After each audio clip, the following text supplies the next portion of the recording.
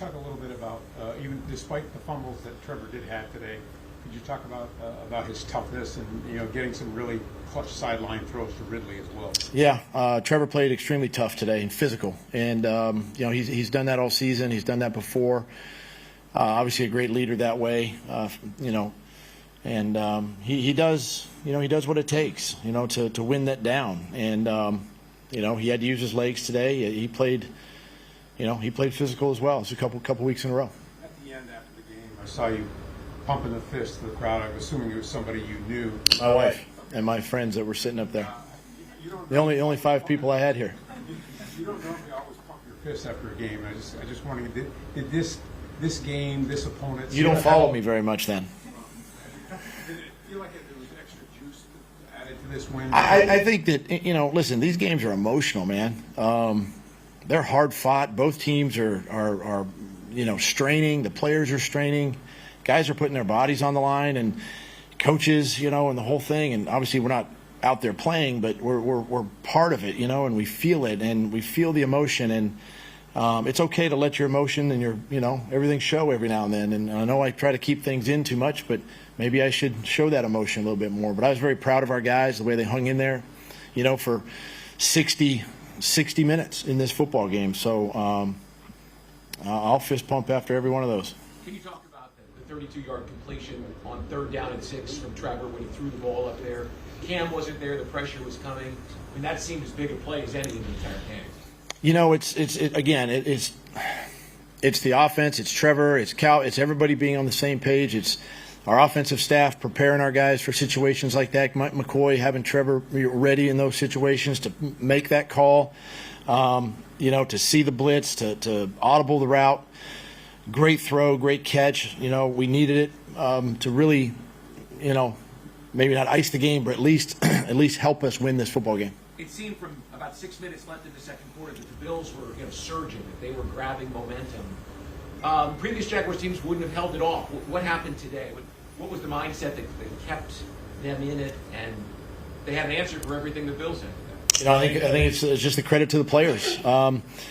Defense has the offense's back. Offense has the defense's back. Special teams, both, and I just think that's where the difference was with the players. And offensive struggles in the second quarter. We missed opportunities to kick some field goals. We took points off the board, which we can't do. But defense went out there and held them to 7 points in the first half and really did an outstanding job. And again, credit the players. They really understood this type of game. We as a team, I think, are figuring out, that we're very capable of winning these types of games. And this is a step in that direction. What does it mean for this organization to come over here, have this historic trip, and come out of this with 2 victories, and in a lot of ways change your early season where this year might go? I think it's big. It's big for our organization. It's big. We came over here 1-2, and we're going back 3-2. But again, listen, it's 2 ball games. It's 1 ball game, whatever it might be. We're 5 in. We've got plenty of football ahead of us. A lot of work ahead of us. We got this travel, kind of a short week. But it is. It's great to come over here because we have a lot of fans here. The organization, our owner, Mr. Khan. Obviously, we all enjoy coming here. We spent 10 days here. 2 great places, the Grove and Hanbury Manor, were outstanding for us, and just proud of our entire organization and our team for how we handled it. Can you update the injuries? Zay Jones. Zay, I don't know Zay specifically yet. I think it's still the same injury he had from a couple weeks ago, so we'll see where he's at. Walker Little, I believe just a knee at this point, but I don't have any further updates until probably we get back to the States and do some more investigation there. Cam was an elbow. I think he's going to be fine as we go. Calvin obviously got hit the one time in the head. He went through the whole protocol on the sideline, was checked out clear, and went back in the game. So and Trevor was just cramping late in the game. We had a couple of that. We got warm down there on that turf and everything. So other than that, I think we came out okay. We spoke about the fans last week. And we spoke about the fans last week. Now it's a mixed crowd. Did it feel a lot more like a natural road game this week? 100%. Bills Mafia was full effect today. They had a great fan base. It did feel like a road game for us, and our guys handled the crowd noise extremely well. We had to mix up some of our cadences, go between normal vocal cadences and silent cadences throughout the game, and again, guys handled that well. What was your take on the roughing the passer call late in the fourth quarter? I felt that was quite a harsh decision. What was your take on that late in the game, that roughing the passer? Yeah, it's hard for me to express any opinion right now until I really look at the film, look at the TV copy, and then I can make a better assessment of that. Obviously, it's a flag, it's a foul during the game. We've got to be more aware of that, obviously, and coach that a little bit better. But until I really evaluate those, it's hard to make a comment at this time. Coach, everyone's been talking about the offense, and I noticed in a few of your answers today you keen to talk about defense. The Bills have scored 35 points 3 games in a row, so really impressive for you to keep it to 20. How impressed?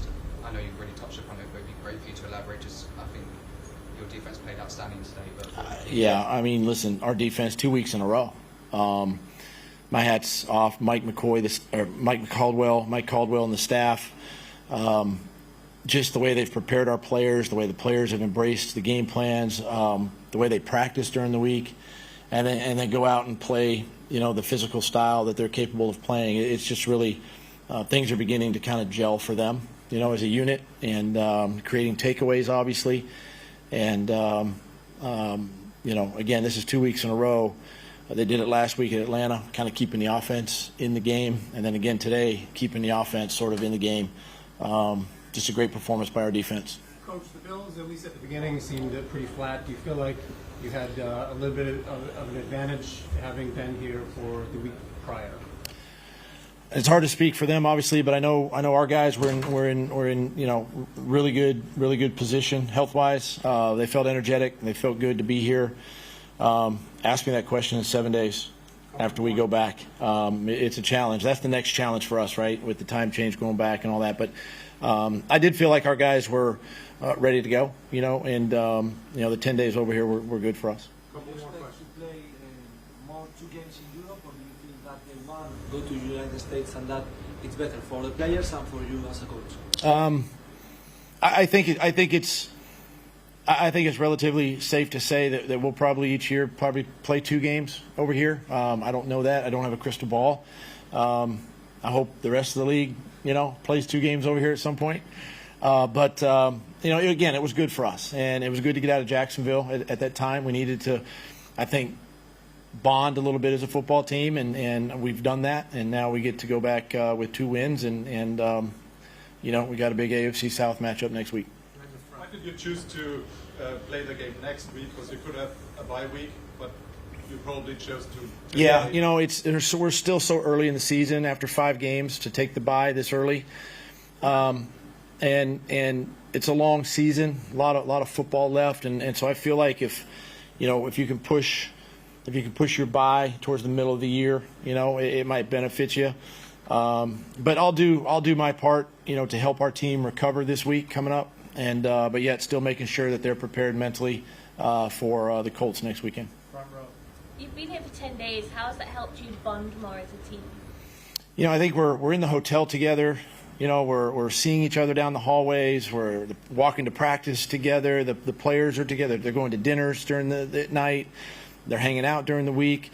Coaches are doing the same thing. It's just it just keeps guys closer, right? And you kind of get to know people a little bit more, and so that's positive, right? That's positive when you can do that. And I encourage the players to be around each other as much as possible.